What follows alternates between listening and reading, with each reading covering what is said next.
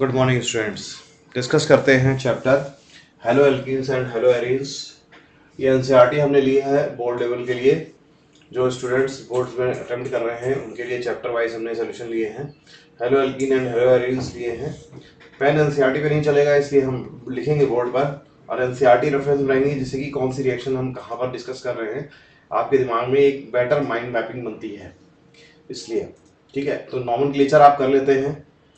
ठीक है, ये नॉमेनक्लेचर आप कर लेते हैं, ये आसान है और यहाँ पे आपको कोई कंफ्यूजन नहीं आता है। ज़्यादातर कंफ्यूजन आपको प्रिपरेशन रिएक्शन में आता है, क्योंकि 12th में हम ज़्यादातर रिएक्शंस पढ़ चुके हैं, कॉन्सेप्ट पढ़ चुके हैं। तो अब हम सिर्फ रिलेट करेंगे और माइंड मैपिंग करेंगे जो प्रिपरेशन रिएक्शन वगैरह आपकी है उसकी बेहतर तरीके से। तो सबसे पहला पॉइंट देखिए, आरओएच की रिएक्शन करा रहे हैं आप। आरओएच की रिएक्शन कराते हैं HCl से in the presence of ZnCl2। तो आरओएच की रिएक्शन करा रहे हैं HCl से in the presence of ZnCl2। क्या बन रहा है? RCl plus H2O। तो क्या केमिकल रिएक्शन, हम सिर्फ केमिकल रिएक्शन फोकस करेंगे यहाँ पर। ऊपर जो भी है वो एक्सप्लेनेशन करने की कोशिश करेंगे, जो यहाँ इंक्लूड करना है वो इंक्लूड करेंगे। तो क्या हो रहा है यहाँ पे ROH HCl ZnCl2 क्या रोल है? तो ZnCl2 क्या है, यहाँ पे एक लुइस एसिड है। लुइस एसिड कैटालिस्ट का काम करेगा। ZnCl2 का रोल होगा कि वो Cl- को एक्सेप्ट करे, H+ को रिलीज करे। H+ रिलीज हो रहा है, ठीक है। तो H+ रिलीज करके ZnCl2 को फ्री करे। ZnCl3- इस तरह से, या जो दो Zn ले लिए, ZnCl4-2 बना लिया। इस तरह से क्या किया इसने, Cl- को लेने के लिए इनिशिएट किया। H+ कहाँ जाएगा? H+ ROH पे लगा। क्यों लगा? ROH पे एक लिविंग ग्रुप R+ और OH- एक पुअर लिविंग ग्रुप है। ठीक है, इसको बेटर लिविंग ग्रुप कैसे बना सकते हैं कि OH- को अगर H2O के फॉर्म में निकालें तो H2O एक बेटर लिविंग ग्रुप है। तो H2O कैसे बनाएंगे? H+, इसके लोन पेयर जो है वो H+ पे अटैक करेंगे, ठीक है, और क्या बना लेंगे? ROH H+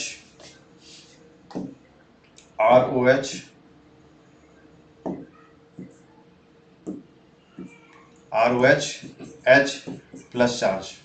अब ये बॉन्ड अगर हम तोड़ते हैं तो वापस जाएंगे, और ये बॉन्ड नया तोड़ते हैं तो R पे प्लस चार्ज आएगा। तो R पे प्लस चार्ज आएगा, R पे प्लस चार्ज आएगा। अभी फिलहाल R पे प्लस चार्ज लेकर के दिखा रहे हैं, और उस पर अटैक करेगा ZnCl2 से। Cl- हम वापस ले लेंगे, ठीक है, Cl- और बन जाएगा RCl। ठीक है, तो RCl बन जाएगा प्रोडक्ट के रूप में। ZnCl2 जैसा था वैसे ही वापस मिल गया। H2O हमें यहाँ पर H2O as a byproduct मिल गया, दिखाई दिया हमको। ये H2O मिल गया, ये RCl मिल गया। ZnCl2 लुइस एसिड की तरह गया था कैटालिस्ट की तरह, और कैटालिस्ट की तरह वापस आ गया।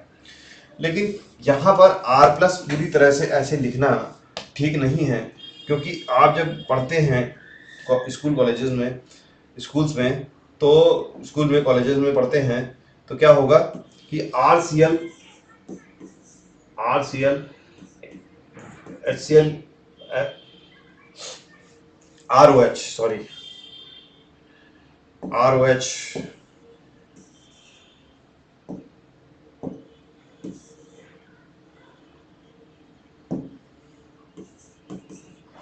ROH in the presence of HCl पढ़ते हैं तो R कॉमन था यहाँ पर। CH3 भी था, CH3OH भी था, और इस तरह के OH भी था। CH3OH जब होगा तो CH3, ये H+ चार्ज, ये बॉन्ड जब यहाँ पर टूट करके जाएगा तो CH3+ चार्ज जनरेट करने की कोशिश करेंगे। CH3+ चार्ज प्राइमरी या मिथाइल कार्बोकेटायन जो होगा वो अनस्टेबल होगा, तो बैक साइड अटैक होगा इस पे, साथ साथ बैक साइड अटैक, और Cl- बैक साइड अटैक करके क्या करेगा? CH3Cl बना लेगा। यहाँ पे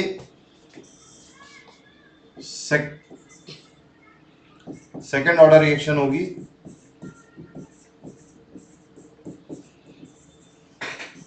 और CH3 पे जिस समय वाटर मॉलिक्यूल ब्रेक हो रहा है, CH3 पे जिस समय वाटर मॉलिक्यूल ब्रेक हो रहा है उसी समय back side attack Cl minus का हो रहा है, इसलिए बाई मॉलिक्यूलर होगी। सब्स्टिट्यूशन हो रहा है, न्यूक्लियोफिलिक हो रहा है तो SN2 बाई मॉलिक्यूलर होगी। SN2 रिएक्शन है, वाटर एलिमिनेट हो रहा है, ZnCl2 की प्रेजेंस में वाटर एलिमिनेट हो रहा है। एक्वस मीडियम में करा नहीं रहे रिएक्शन, वाटर को एलिमिनेट कर रहे हैं, बैक साइड अटैक हो रहा है, इसलिए वो SN2 होगी, क्योंकि CH3 carbocation plus carbocation unstable होता है। जबकि यहाँ पर ये अल्कोहल है हमारा क्या क्या पोजीशन होगा, जब हम इसको H प्लस इस लोन पेयर को H प्लस देंगे तो ये प्लस OH2 प्लस चार्ज बना, ये लोन पेयर, ये electron pair, single bond pair electron OH2 की तरफ ब्रेक हुआ तो ये कार्बोकैटायन बना, और ये टर्सरी कार्बोकैटायन है। जब ये टर्सरी कार्बोकैटायन है तो ये स्टेबल है विद रिस्पेक्ट टू CH3Cl। तो यहाँ पर जो सब्स्टिट्यूशन रिएक्शन हुई न्यूक्लियोफिलिक वो यूनिमोलिकुलर हुई, मतलब जिस स्टेप में ये बॉन्ड ब्रेक हो रहा है उस स्टेप में दूसरे मॉलिक्यूल के कंसंट्रेशन डिपेंड नहीं करेगा, दूसरे मॉलिक्यूल अटैक नहीं कर रहा है, तो इसलिए यूनिमोलिकुलर हुआ। यहाँ पे बॉन्ड डिसोसिएशन एनर्जी, इस केस में बॉन्ड डिसोसिएशन एनर्जी कम है क्योंकि ज्यादा स्टेबल कार्बोकैटायन तैयार हो रहा है। यहाँ पे बॉन्ड डिसोसिएशन एनर्जी कंपैरेटिवली ज्यादा है क्योंकि ये कम स्टेबल कार्बोकैटायन तैयार होगा, इसलिए वो SN1 की जगह SN2 रूट से जाना पसंद करेगा और ये SN1 रूट से जाना पसंद करेगा। ये आपने पढ़ा है बोर्ड्स में, आपको इसकी जरूरत नहीं पड़ती है, सिर्फ हमें समझने के लिए आपको बताया है, कंफ्यूजन रहता है इसलिए। ठीक है, तो हमने ये रिएक्शन कवर करी, सबसे पहली वाली ROH HCl in the presence of ZnCl2 RCl, और जो कंफ्यूजन थे हमने उसके क्लियर किए। आई होप कि कुछ तो कंफ्यूजन क्लियर होगा। यहाँ पर रिस्पॉन्स करें अगर कुछ भी कंफ्यूजन क्लियर होता है आपको। Next, ROH in the presence of NaBr। अब हमने HCl की जगह HBr की जगह क्या किया, NaBr लिया, ठीक है, और ZnCl2 की जगह क्या किया हमने, क्योंकि Br माइनस एक बेटर न्यूक्लियोफाइल है with respect to Cl minus, तो न्यूक्लियोफाइल के रूप में न्यूक्लियोफाइल अटैक करता है, सब्स्टिट्यूशन न्यूक्लियोफाइल कर रहा है, तो Br minus is a better nucleophile with respect to Cl minus. ठीक, इसलिए हमने हमारा जो NaBr लिया हमने, और ROH H2SO4 का क्या रोल है, ROH H2SO4 क्या कर देगा, H प्लस और HSO4 माइनस, HSO4 माइनस कर देगा H प्लस और SO4 माइनस 2। ठीक, तो ये लोन पेयर, ऑक्सीजन के लोन पेयर हमने किस पे अटैक करा है, H प्लस लूज एसिड की तरह काम करेगा, ROH2 प्लस चार्ज आ गया। अब ROH बॉन्ड ब्रेक करेगा और Br माइनस अटैक करेगा, और ये दोनों मिलकर के क्या बना लेंगे, RBr और H2O। तो मॉलिक्यूल की रिएक्शन क्या ही, RBr प्लस H2O। ये स्पेक्टेटर आयन की तरह मान कंसीडर करके चलिए, Na plus plus HH4 minus, ये स्पेक्टेटर आयन की तरह मान करके चलिए कि इसने काम किया, Na प्लस ने, ठीक है, यहाँ पे Na प्लस, इधर से Na प्लस कट जाएगा, तो रिएक्शन आपको याद करना आसान होगी। अब हम बात करते हैं SN1 और SN2 रिएक्शन की यहाँ पर। ठीक है, SN1 और SN2 रिएक्शन की यहाँ पर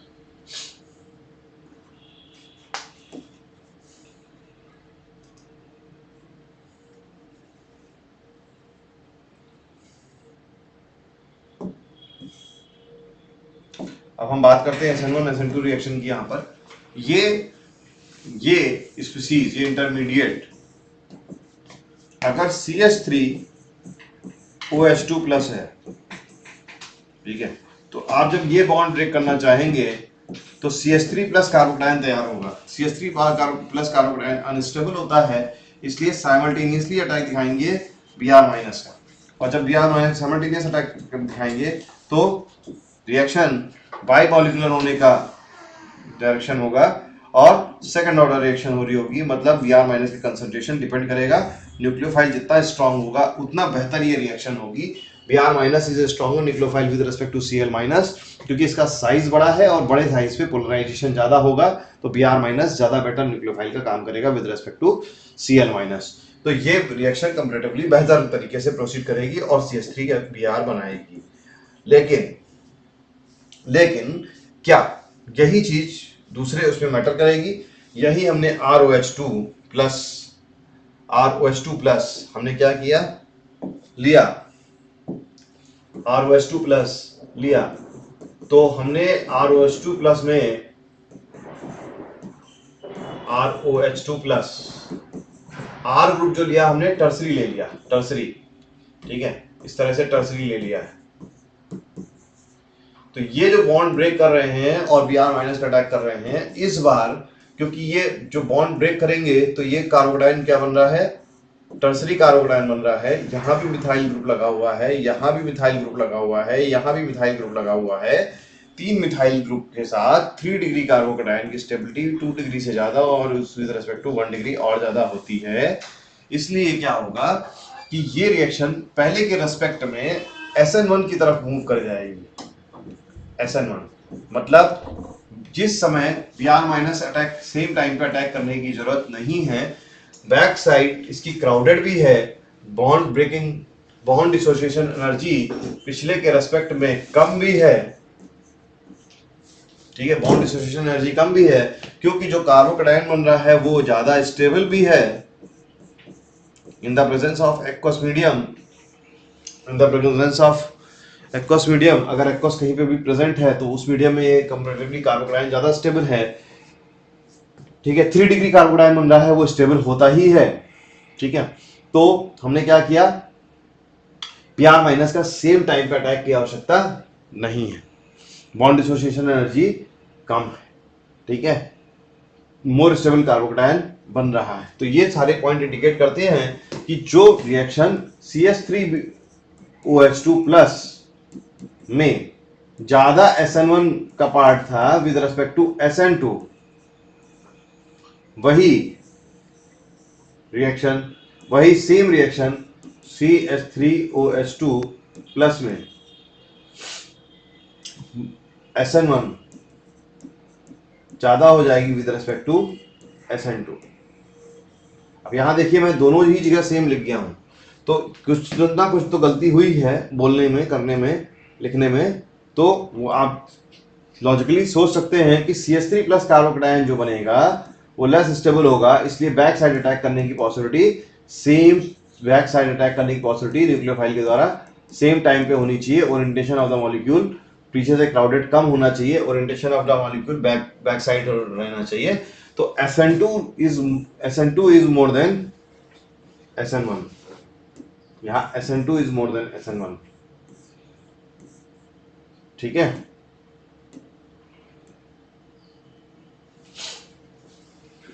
और यहाँ 3 डिग्री में SN1 is more than SN2। तो ये इस तरह से रिएक्शन हमने कराई, ठीक है। अब H2SO4 को कंज्यूम करने के लिए ले लेंगे, रिएक्शन प्राइमरी है, प्राइमरी अल्कोहल है, तो H2O को लगातार कंज्यूम करने के लिए कुछ डिहाइड्रेटिंग एजेंट लगा करके कर लेंगे वर्किंग। अब ROH in the presence of PX3 ROH in the presence of PX3,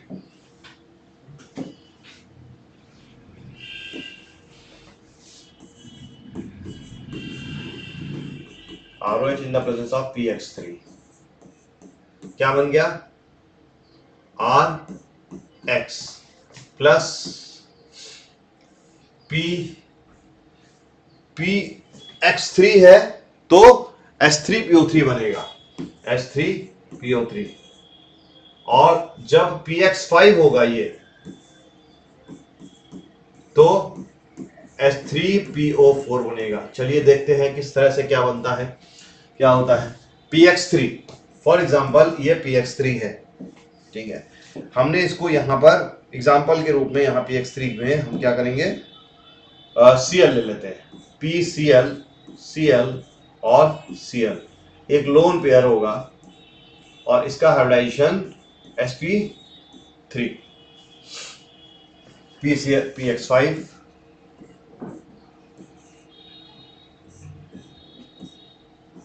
Cl Cl Cl Cl Cl। ये एक्सियल बॉन्ड है और ये इक्वाटोरियल बॉन्ड है। इक्वाटोरियल बॉन्ड है। इक्वाटोरियल बॉन्ड एक्सियल बॉन्ड की बॉन्ड लेंथ ज्यादा होती है इक्वाटोरियल से जब PCl5 गैसियस मीडियम में वर्किंग करता है।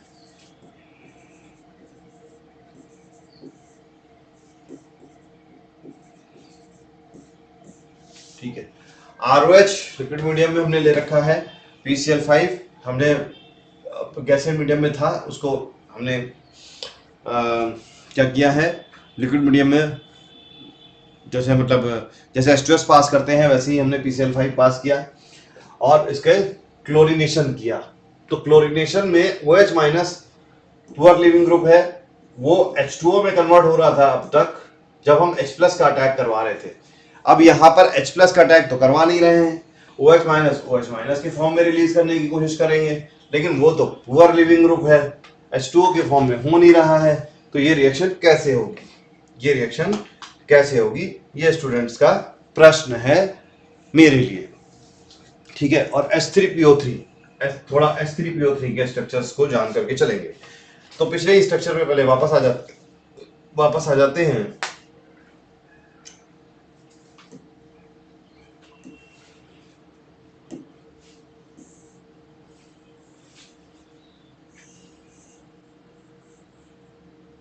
ठीक है, अब हम देखिए PCl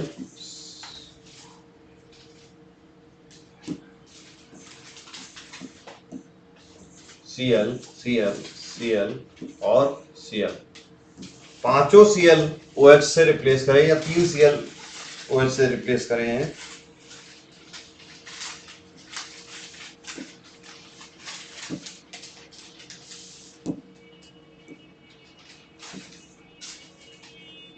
P पहले हम क्या करते हैं, एक्सियल वाले बॉन्ड लेंथ वाले HCl रिप्लेस करते हैं OH से। ठीक है, क्योंकि वो बॉन्ड लेंथ ज्यादा थी और ये बॉन्ड लेंथ कम है। अब जैसे कि एक कार्बन पे 2 OH नहीं टिकते, क्योंकि ऑक्सीजन की पाई बॉन्ड बनाने की टेंडेंसी होती है। इलेक्ट्रोनिगेटिव एटम फ्लोरीन वो सिग्मा बॉन्ड बनाएगा, पाई बॉन्ड नहीं बनाएगा।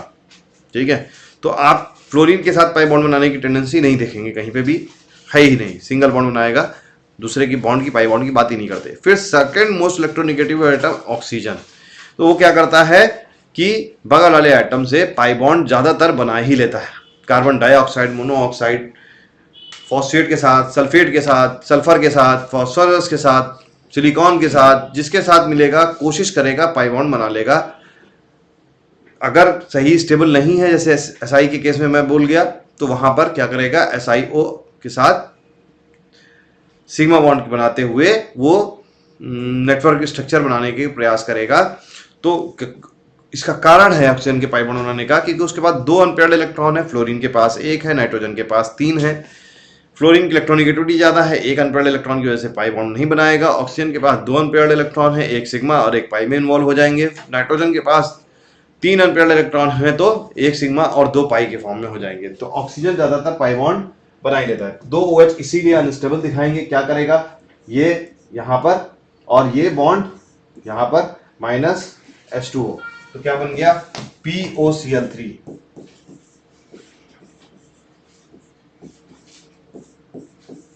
ठीक है, अब POCl3 को एक बार H2O में क्या मिलता है आपको, H2O में H प्लस और OH माइनस। हालांकि H प्लस और OH माइनस इस चीज पर डिपेंड करेगा कि हम एसिडिक मीडियम ले रहे हैं कि बेसिक मीडियम, लेकिन हमारे लिए यहाँ पे समझना आसान है, इसलिए हम H2O के ऑक्सीजन के लोन पेयर का ना अटैक करा करके हम क्या कर रहे हैं, OH माइनस का अटैक करा रहे हैं और Cl माइनस निकाले दे रहे हैं। दो बार H प्लस पे OH माइनस का दूसरी बार पे अटैक कराया और Cl माइनस निकाल दिया, तीसरी बार अटैक कराया और Cl माइनस निकाल दिया, तो क्या बन गया,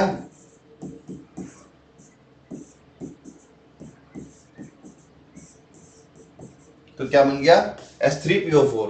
H3PO4 किससे बन गया, प्रश्न ये है H3PO4 किससे बन गया, PCl5 से H3PO4 बन गया। कंफ्यूज होते हैं ना हम लोग। यहां पे देखिए PCl5 से POCl3 बन गया। अभी बनाया मैंने POCl3, देखिए ये POCl3 बनाया, POCl3 बनाया, तो पार्शियल हाइड्रोलिसिस हुई, पार्शियल H2O यहां पर जाकर के लगा, H प्लस और OH माइनस, 2 Cl लगाए हमने, 2 OH माइनस से 2 Cl रिप्लेस किए और 2 OH लगाए, तो POCl3 बन गया PCl5 से। आगे अगर थोड़ा और कंप्लीट रिएक्शन कराते तो ये H3PO4 बन जाता, H3PO4 बनता हुआ देखेंगे आप, रिएक्शन मिलेगी आप। अब H3PO3 का स्ट्रक्चर को जस्टिफाई करते हैं, H3PO3 के स्ट्रक्चर को जस्टिफाई करते हैं। ठीक है, अभी हमने यहां पर इस रिएक्शन में यहां पर हमने PCl3 ये लिखा है हाइब्रिडाइजेशन। ठीक है, इसको उठा करके यहां पे कॉपी कर लेते हैं, P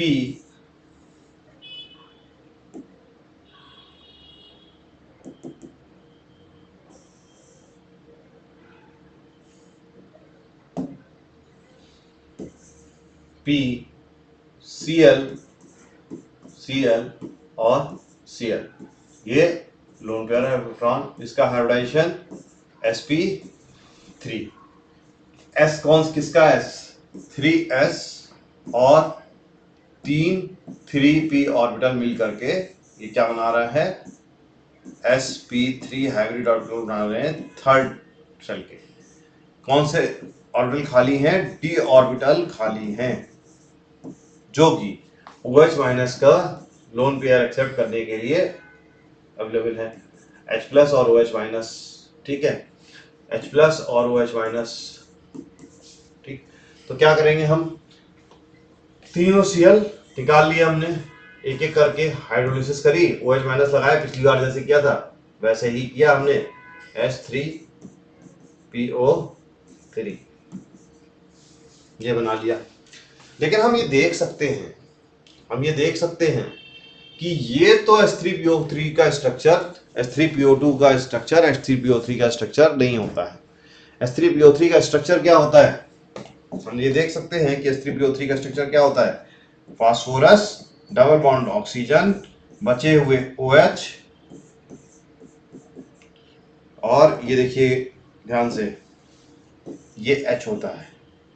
ठीक है, एक फास्फोरस हाइड्राइड बॉन्ड होता है, मैंने एक्सप्लेन करने के लिए बताया। तो H3PO3 बन रहा है, तो ये इसमें कैसे कन्वर्ट होगा, जब तीन फास्फोरस, एक बॉन्ड यहां पर और H प्लस ये इसके साथ, P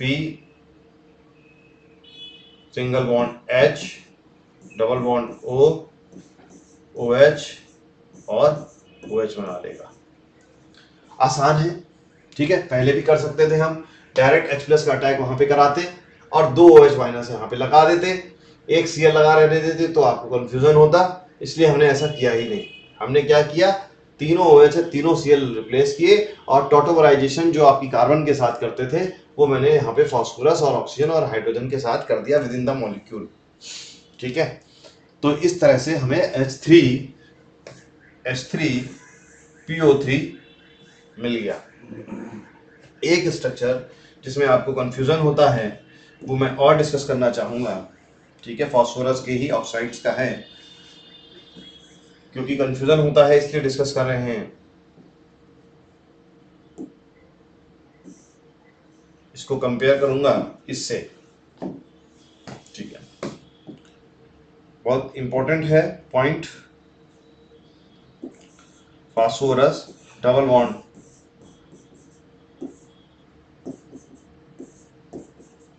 यहां पे 2 पीएच बॉन्ड है, एक ये और एक ये, 2 पीएच बॉन्ड है।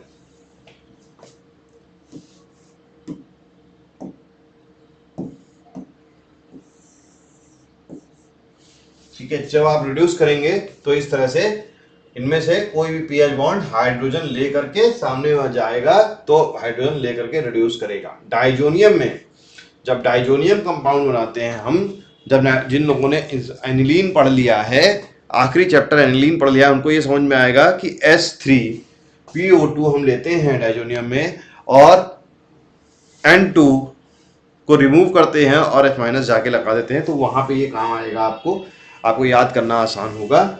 अभी थोड़ा सा डिफिकल्टी फील हो सकती है।